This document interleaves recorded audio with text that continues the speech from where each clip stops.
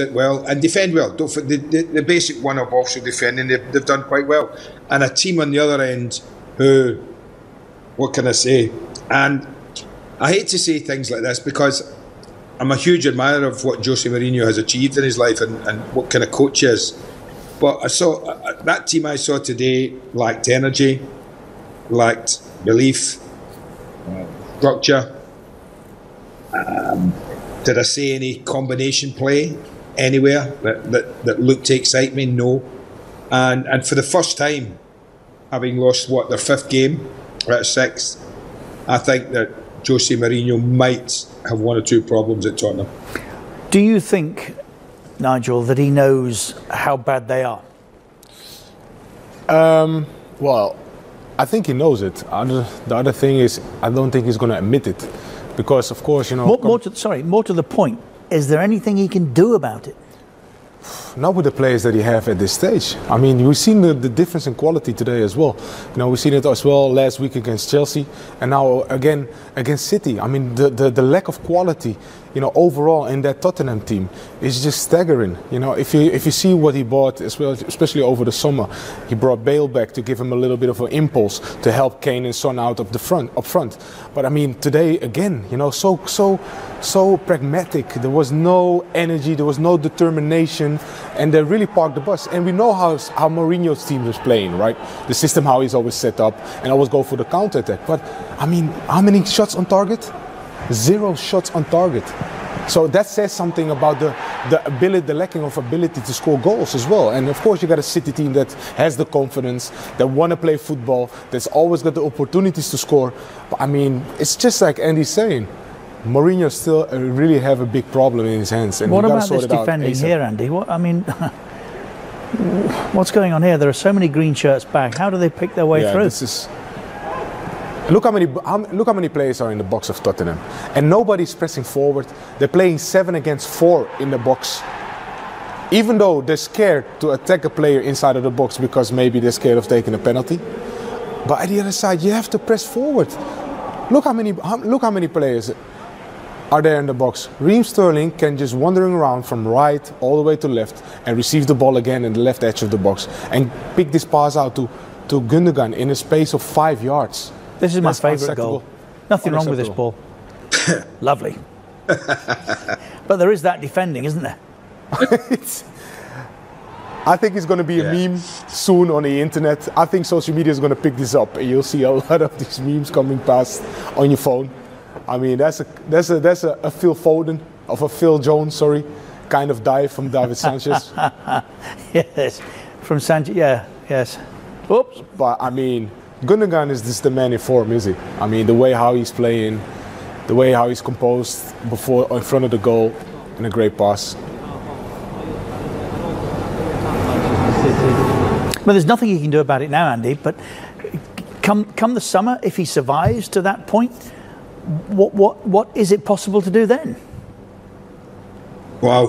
Do you know what worries Richard but this is a Tottenham squad who have got a lot of talent there, and I mean a lot of talent, a lot of talented footballers. Now, Jose is what he is. He's been a pragmatist pretty much all his life. He has had exciting sides, I'll grant you, but latterly less so.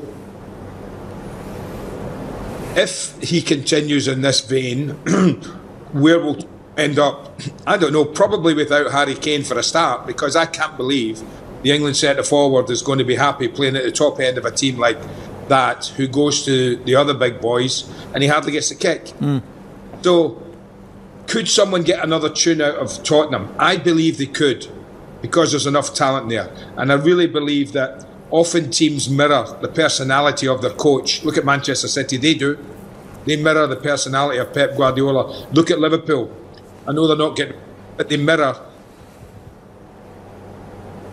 And if you look, Tottenham,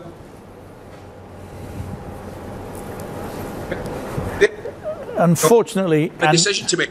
Yeah, unfortunately, Andy, I missed probably 30 seconds of what you've said. We've done very well today with the technology. We're going to talk to Pablo Zabaleta shortly, so I think it is time to say thank you to Andy Gray, and we'll see you tomorrow, Andy, see you tomorrow. for the second two of a quartet tomorrow. in the Manchester City scorer of the first goal today. Rodri, that's the 16th win now. The roll continues. What was behind today's victory? A lot of work, preparation and dedication of the team. We play every game, as you see, with intensity we have. We have changed quite a little things since the last defeat against Tottenham, and the team has improved a lot, and we saw in this kind of games. But it's not easy to beat this type of teams. Tottenham so strong all the game, and we are so happy because the victory and 3 more points. Another thing that's changed is the penalty taker. You've never taken a penalty in your club career before. What made you volunteer? Of course, I was a bit angry the last weeks because we missed, I think, many penalties, much more than we expect. And in big games, you have to score penalties because the difference are so small.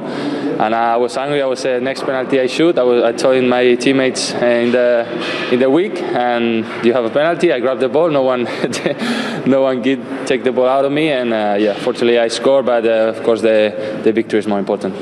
It looked like you got a bit of help. Ederson gave some advice to Bernardo Silva.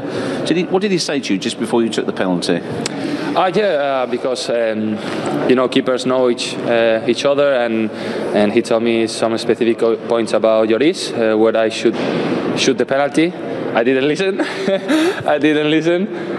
Because many times it's better to be focused on what you're confident, and I was confident to shoot in that way, and luckily he was in.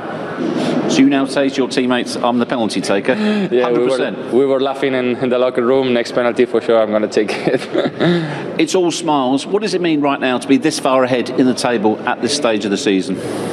Well, it means it's a big step for us, but of course it's not over. We know how tough it is to win this. Many teams can achieve this, so we're not expecting any other thing that keep going and keep fighting for the next game.